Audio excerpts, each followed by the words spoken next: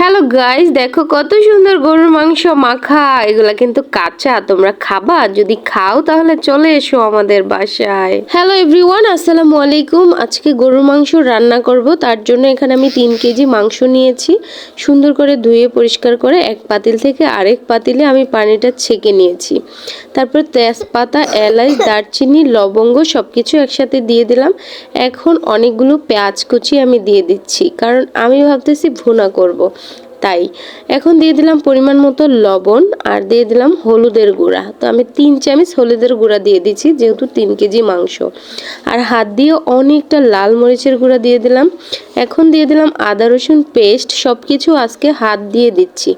দেওয়ার পর দিব এখন তেল। তো এইভাবে আমি তেলটা ছিটিয়ে ছিটিয়ে দিচ্ছি চারপাশে। এভাবে 3 বার দিয়েছি, তারপর আরেকবার দিয়েছিলাম 4 বার। দিয়ে সুন্দর করে তেলটা দিয়ে এই যে মাংসটা আমি একদম মাখাচ্ছি নিজের হাতে ভালোবাসা দিয়ে। এভাবে মাখিয়ে আমি জাস্ট 10-15 মিনিটের মতো রেখে দিব। তাই নিজের হাত দিয়ে সুন্দর করে আমি মাখাইতেছি।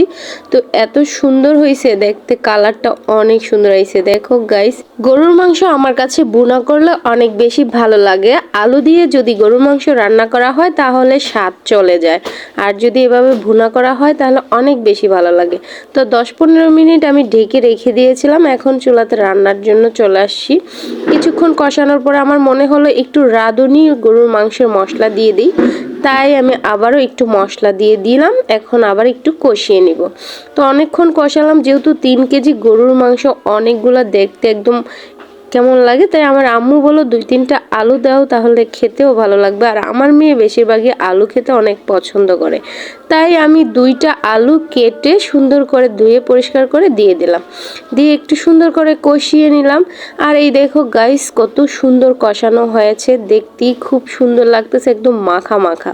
এরকম কষা মাংস খেতে কিন্তু অনেক ভালো লাগে। এখন দিয়ে দিলাম পরিমাণ মতো পানি, দিয়ে সুন্দর করে কিছুক্ষণ রান্না করে নিব। আমি কিন্তু অনেকক্ষণ সময় ধরে জাল করে নিয়েছি, ঝোলটা অনেকটা গাঢ় হয়ে গেছে। এক টুকরা মাংস উঠিয়ে দেখবো যে সিদ্ধ হয়েছে কিনা। অলরেডি সিদ্ধ হয়ে গেছে। এ পর্যায়ে আমি জিরার গুঁড়ি দিয়ে দিব। মাংস একদম সফট হয়ে গেছে, দেখো কত নরম হয়েছে। তো এখন আমি খুসনির সাহায্যে আমি জিরার গুঁড়ি দিয়ে দিচ্ছি। আজকে কোনো চামিচ ব্যবহার করতেছি না, যা করতেছি সবকিছু হাত দিয়ে করতেছি।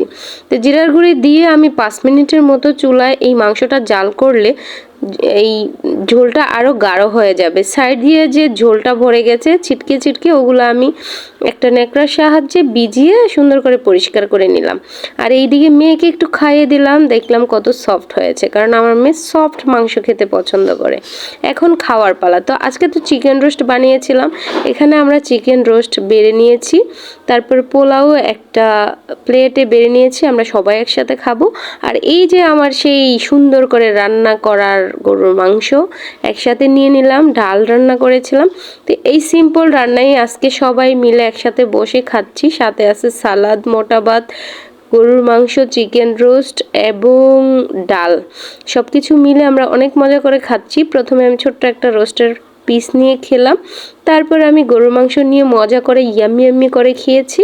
তো সেগুলো আর তোমাদের সাথে শেয়ার করলাম না, তাহলে ভিডিওটা অনেক বড় হয়ে যাবে। দেখো কত মজা করে খাচ্ছি। তো এই ছিল আমার সিম্পল ব্লগ ভিডিও। কেমন লাগলো অবশ্যই কমেন্ট করে জানাবা। আর ভিডিও ভালো লাগলে অবশ্যই লাইক, কমেন্ট, শেয়ার করে দিবা। সবাই ভালো থাকবা, আমাদের জন্য দোয়া করবা। আল্লাহ হাফিজ।